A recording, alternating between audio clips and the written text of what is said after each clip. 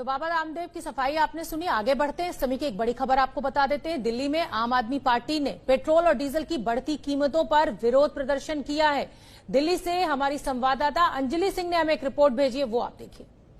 आम आदमी पार्टी आज पेट्रोल और डीजल के बढ़े हुए दामों के खिलाफ प्रदर्शन कर रही है। आम आदमी पार्टी मुख्यालय के बाहर फिलहाल ये प्रदर्शन चल रहा है और दिल्ली सरकार के मंत्री राजेंद्र पाल गौतम इस समय यहाँ पर मौजूद है। एक बड़ी चुनौती सोशल डिस्टेंसिंग बनाए रखने की भी है। इस बीच में सर, आप लोग डीजल पेट्रोल के दामों के खिलाफ प्रदर्शन कर रहे हैं, क्या मांग कर रहे हैं आप केंद्र सरकार? हम लोग केंद्र सरकार से मांग कर रहे हैं कि केंद्र सरकार पेट्रोल और डीजल के दाम कम करे, अपना टैक्स कम करके देश की जनता को राहत दे। क्योंकि अब से लगभग 15 साल पहले जब लगभग इंटरनेशनल मार्केट में क्रूड ऑयल के दाम $135 प्रति बैरल के आसपास थे, तब भी देश के अंदर 70 रुपए प्रति लीटर के आसपास पेट्रोल मिल जाया करता था।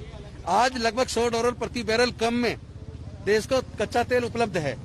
उसके बाद भी अगर दाम 80 रुपए के आसपास है तो केंद्र की सरकार कितना बड़ा मार्जिन ले रही है, जबकि केंद्र सरकार का पैसे की कमी नहीं है। स्टेट गवर्नमेंट्स को फिर भी दिक्कतें आ रही हैं। तो ऐसे में केंद्र सरकार को पिता की भूमिका निभानी चाहिए और पूरे देश के लिए, गरीब लोगों के लिए राहत पैकेज लेके आना चाहिए। पेट्रोल डीजल के दाम कम करने चाहिए ताकि लोगों को मदद मिल सके।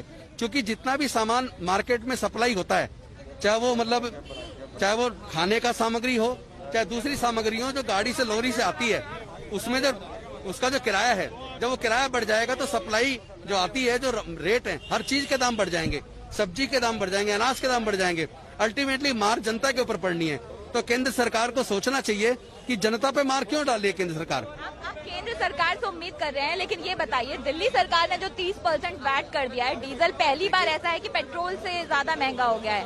30% वैट दिल्ली सरकार भी तो वसूल रही है। सर, दिल्ली की जनता को भी तो राहत चाहिए कोरोना के समय। देखिए, स्टेट गवर्नमेंट्स का ऑलरेडी रेवेन्यू बहुत ज्यादा घट चुका है। स्टेट चलाना, एम्प्लॉइज की तनख्वाह देना और सारा कोरोना पे जो खर्च हो रहे हैं सारे खर्चे भी उठाने हैं। 30% वैट जायज है। मेरी बात सुनिए, आप पहले देख लीजिए कि सेंट्रल गवर्नमेंट को कच्चा तेल कितने रेट पे मिल रहा है और रिफाइंड करने के बाद कितने में पड़ रहा है।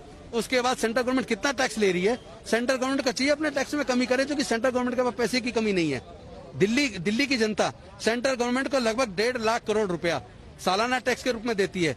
तो दिल्ली को राहत की जरूरत है, देश की जनता को राहत की जरूरत है राहत की।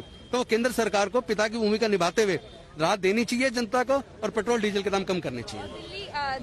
दिल्ली में कौन पिता की भूमिका निभाएगा सर? दिल्ली सरकार को भी सोचना चाहिए। दिल्ली सरकार तो कर ही रही है सारा।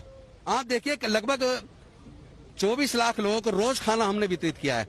आज भी स्कूलों के अंदर खाना वितरित किया जा रहा है, बेड्स बढ़ाए जा रहे हैं, सारी तरह की सुविधाएं की जा रही हैं।